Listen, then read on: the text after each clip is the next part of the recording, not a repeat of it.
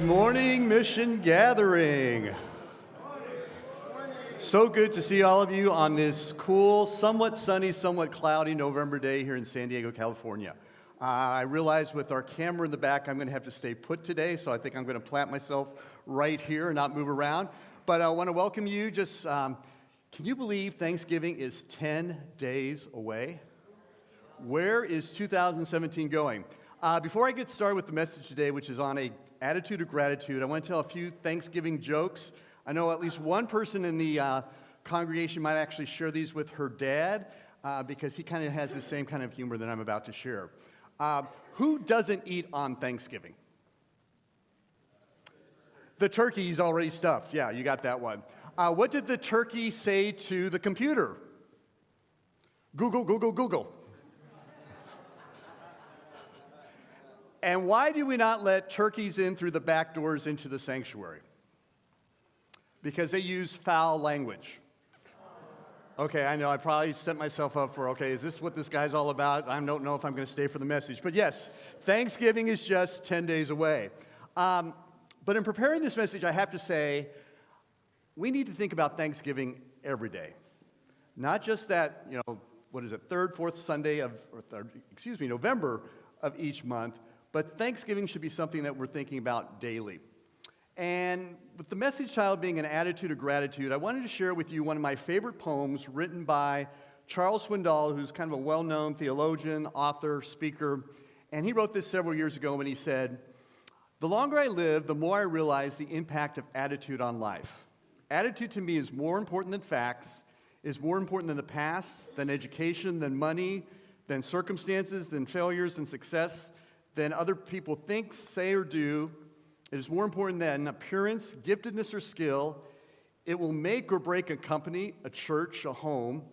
The remarkable thing is we have a choice every day regarding attitude. We embrace it for that day. We cannot change our past. We cannot change the fact that people will act in a certain way. We cannot change the inevitable. The only thing that we do is play the one string we have, and that is our attitude. For I am convinced that life is 10% what happens to me and 90% on how I react to it." Repeat that again, it's on the screens as well. I'm convinced that life is 10% what happens to me and 90% on how I react to it. And so it is with you, we are in charge of our attitudes. And literally, when you think of it, that's pretty true. Think about your average day. How much time do you actually spend doing things versus how much time you think about pondering and dwelling and worrying and evaluating? And I could go on and on and on and on about how much time we put into that mental activity of contemplation. But often it's about those things that have happened in the past or things that we're going through currently or what we're about ready to encounter down the road that we put all that mental energy into. So I agree with Dr. Swindoll that a lot of time we spend much more time thinking than we do acting. And since we're also focusing on gratitude today as part of the title of this message, I'd like to give a definition for gratitude that I found. And it is the quality of being thankful, a readiness to show appreciation for and return kindness. And so gratitude does not always have just that thankful aspect of it for those things that we feel that have been bestowed upon us, but it also gives us that sense of appreciation that we need to pay it forward, that we need to give back. Kind of as Christy was mentioning with the grace tree, it's an opportunity to give back to someone else of all the generosity that we receive. So with this in mind, if you don't take anything else home today from this message, I hope you had that mindset, that attitude, that is constant and continual in terms of expressing itself in generosity and kindness towards others because of all the blessings that have been bestowed upon you. So in this time that we have left this morning, I want to share 4 examples of how you can accomplish that ongoing attitude. And the first one is, you might say, well, Mark, this is going to be tough. Be grateful for your past, both the good and the bad. Be grateful for your past, the good and the bad.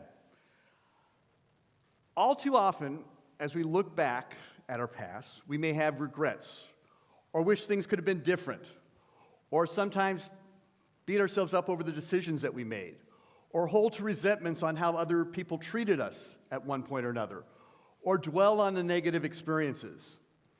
However, it's my belief that even though oftentimes those things can be very negative and very painful in our lives, they can later on result in some miraculous outcomes in our lives.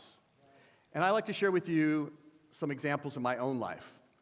For those who've been in some of my small groups, you may have heard some of these stories before, but the upper picture there is little me about, gosh, I hate to say, 53, 54 years ago in Scottsdale, Arizona, when my dad took it upon us to leave Pittsburgh, Pennsylvania, and move west to start a new career.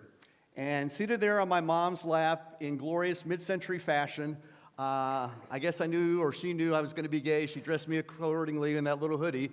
But there I was, basking in the sunlight in Scottsdale, Arizona. Unfortunately, though, about 5 years later, my mom took her life.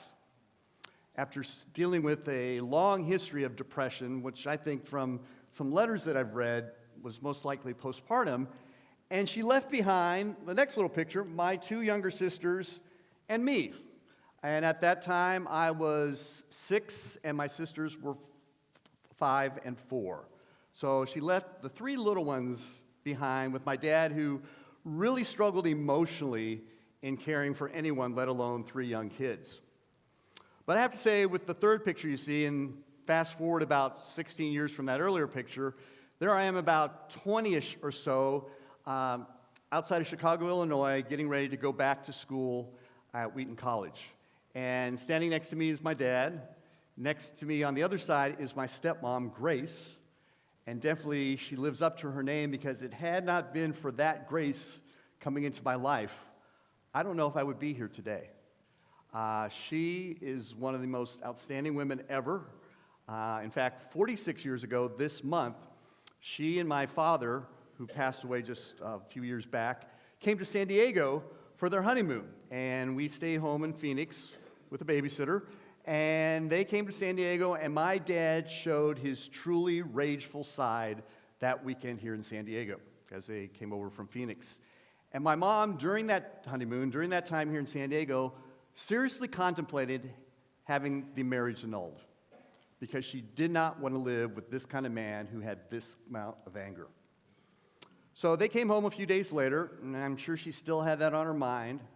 But she walked into the door of her house, and when she saw myself, my sister Wendy, and my sister Pam, these still 3 little tykes, she knew she could not end the marriage. She knew she had to stay in it for the sake of us 3 kids. And what's awesome about her is she already raised 2 boys who were already 18 and 20 at this time. They were out of the house.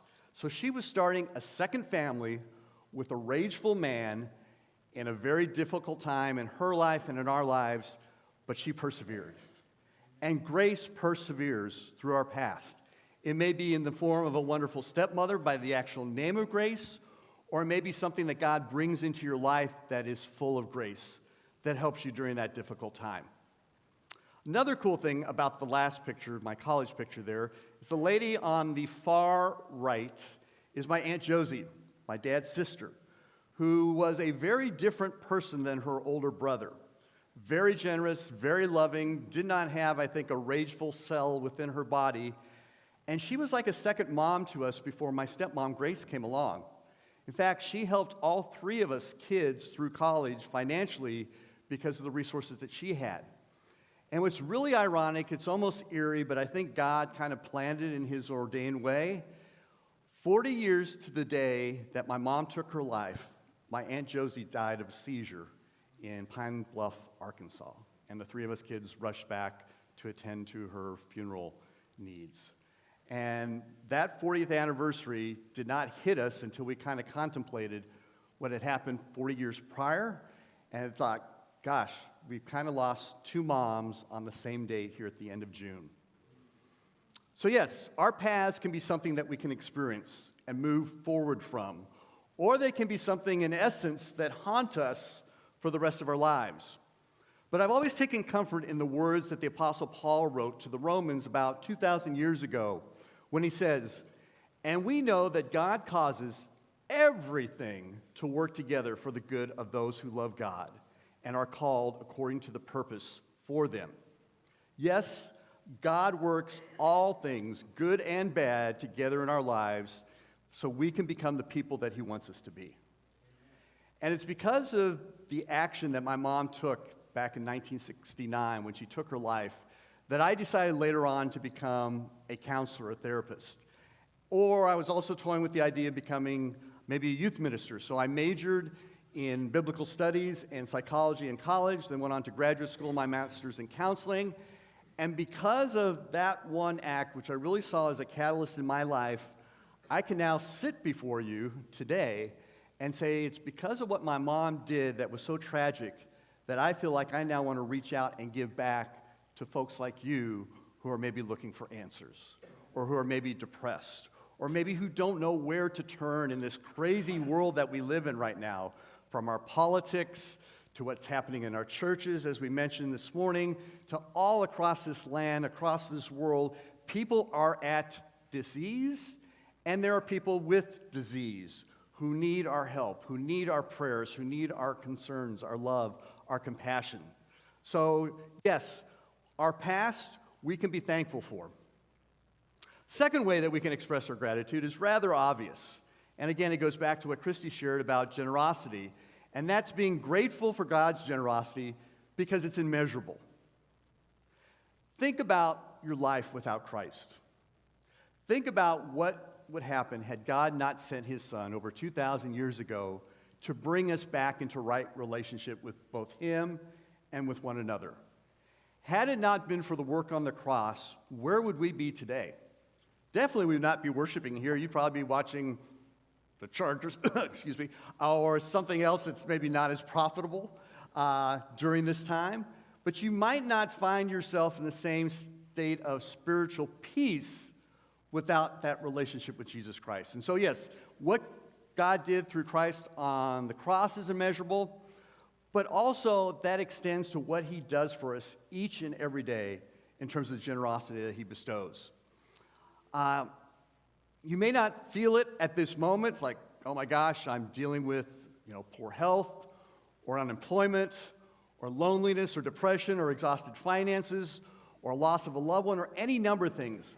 Though he may not be providing you that thing you need right now, he's probably helping you through that difficult time until that resource comes along or something else comes along to fill that void.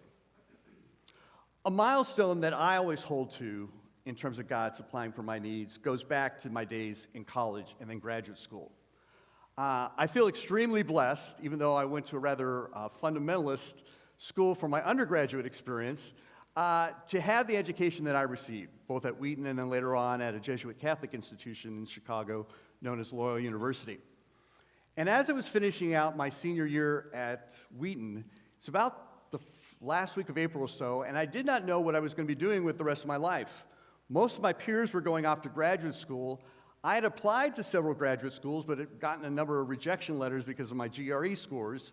But for some reason or another, Loyola University sent me a letter rather late saying they had lost my application materials, finally found them, and were offering me a role in their Master's of Counseling program there at their Water Tower campus. Now, I was excited. I was enthused. I didn't know where in the world, though, was the money going to come to pay for graduate school for the next few years. Because during that summer, I was working part-time as kind of a landscaper, working for someone's recording studio, helping them duplicate cassette tapes back then before CDs became popular, and doing all kinds of odd jobs just to get by during that summer year, my senior year at Wheaton. And lo and behold, while I was working in the yard one day at this person's house that I'd actually been staying with, I got this voice, and I truly believe it came from God himself, who whispered in my ear and said, "Mark, don't worry anymore about graduate school. It's all covered. Don't worry, it's all covered." I was like, "Okay, Lord, I'll trust you on that." And about 5 days later, I got a call from my advisor at Loyola. He said, "Mark, there's a job at Loyola right now that, because of your experience at Wheaton being an RA and assistant hall director in one of your dorms, we need someone similar to that at Loyola. It pays your room and board, it pays your tuition, and it gives you a stipend on top of that. So I would encourage you to apply and see, if the job is yours. So I rushed into the house where I'd been staying, got down on this electric typewriter, and pecked away a resume, which took me several hours considering my typing skills, which my colleague Wendy can attest to are not the best, and knocked out a resume, sent it off to Loyola, and within about 2 weeks I had the job, and graduate school was paid for. And I always look back to that summer of 1984 when God supplied my needs for graduate school and left me without having any debt when I graduated, to say if God can take care of me in 1984, he can take care of Mark Magis in 2017. Or in any year in between, he can be there for you, he can be there for me. Again, he may not supply that need right now, but in his time and his way, he's going to bring those things about. So yes, we have a very generous God. In fact, one of my favorite passages from Philippians, in fact from the New Testament, is this: do not be anxious about anything, but in every situation, by prayer and petition, with thanksgiving, present your requests to God. And the peace of God, which transcends all understanding, will guard your hearts and your minds in Jesus Christ. Now, what's interesting here, and a friend of mine even validated this for me this last week when we were having a discussion, notice there Paul says, don't be anxious about anything, but in everything, in every situation, by prayer and petition, with thanksgiving, present your requests to God. How often, though, do we leave out the thanksgiving part? We put forth our requests, we put forth our petitions, we put forth more requests, we put forth more petitions, we start getting impatient because God's not answering right now, and before you know it, we don't even think about the thanksgiving part, about the fact that we are in a good place already, and God has heard our needs. And notice, if we did that thanksgiving piece, then, as I'm thinking Paul's putting out here, there's a connection between contentment and gratitude. Because when you express that gratitude, when you express that thanksgiving, notice, and the peace of God will transcend all understanding and guard your hearts and minds in Christ.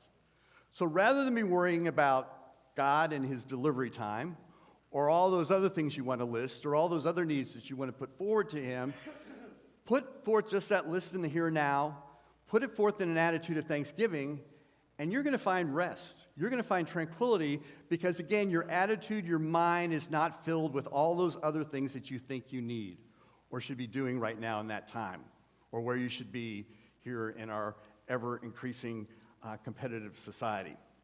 So once again, attitude can make a difference. Now, the third area that I like to express gratitude through is through our vocation or the career that you find yourself in. I could also add something that Lenny spoke to last week when he talked about the spiritual gifts that each of us have as believers when it comes to building the body in the church for Christ. Because we need to be grateful in our calling, in what God created us to be and that purpose that he wants us to live into. It's interesting, though, when it comes to our calling, our vocation, our career, our job, however you want to label it, a recent Gallup poll stated about 70% of Americans are disengaged from their jobs. We have a survey that we do at our place of employment that measures engagement as well. And if you're like me, there are probably times when you'd rather stay in bed with the covers over your head than get up, get in the car, and drive to work. It's just maybe not that day for you. But I think, too, sometimes we can easily forget about how important our jobs are for us, or maybe how important they really are, when you realize how much it costs to live in this place that we call paradise on earth, San Diego. We've got to work. And yet I ask you today to reflect on the line of work that God has called you to do and ponder the bigger meaning behind that role in life. Because most likely, in some form or fashion, it involves helping other people. And that's why I believe God placed us on this planet, is to help one another, to help others out during this thing that we call life. Because you might find yourself in customer service, or some kind of people helping capacity as a therapist or a counselor, or you could be a numbers cruncher in some office where you're making sure that someone gets a paycheck every other week by the accounting that you do. But I have to say, I am thankful that over the last 20 years, God has allowed me to work as a corporate trainer both at the University of Phoenix and more recently at Geico in Poway, California, because it's allowed me to help people build better relationships, to communicate better, to coach one another in a more effective way, to help people in their communication skills, whatever it may be in life. Plus, it's also helped me be able to be more comfortable sitting before a group of people like you today, having the opportunity to train people so often. So I'm thankful for that. But there's another passage that I appreciate too from Philippians that Paul wrote, where he says, "For I am confident that the Creator who's begun such a great work among you will not stop in mid-design, but will keep perfecting you until that day that Jesus the Anointed, our liberating King, returns to redeem the world." You are a work in progress. You are not finished yet, both in your personal life in terms of the person God's making you to be, and in your professional and your vocational life, in your spiritual life with your spiritual gifts. God is still at work within you. And He wants to make you that individual that's going to impact this planet in a mighty way, whether it be to help, save, or redeem this world until the day He returns. He wants us to do that in His day. So the final area that I want to look at this morning is our gratefulness in this present moment. Here now. And I have no grasp whatsoever what the vast majority of you are going through at this juncture in your life. Though for some in the sanctuary, I do know what you're wrestling with, or what your battles are, or what you're joyous about. And whether you're 20 years old, 45 years old, almost 80 years old, God has planned for you to be on this earth, here in this moment, for a very special reason. No matter who you are, God has you here on this planet for a very special reason. And I believe He also meant for you to be a part of this gathering, mission gathering, this congregation, at this point in your spiritual journey for a very special purpose and reason. And Paul wrote in his letter to the Thessalonians this: "Rejoice always, pray continuously, give thanks in all circumstances, for this is God's will for you in Jesus Christ." And what's interesting about that verse is oftentimes we as Christians say, well, what is God's will for me? And we think it's some big job that we must do, or go into missionary work and preach the Word of God in a foreign land, or do something grand and spectacular. But notice here what Paul's saying, really to be in God's will, I want you to be joyful. I want you to be in constant communication with me. I want you to give thanks in whatever situation you find yourself in, and then you're knowing at that point that you're in the will of God. And that's pretty simple when you think of it. To be joyful, to pray and be in communion with God constantly, and to give thanks in those circumstances that come along your path.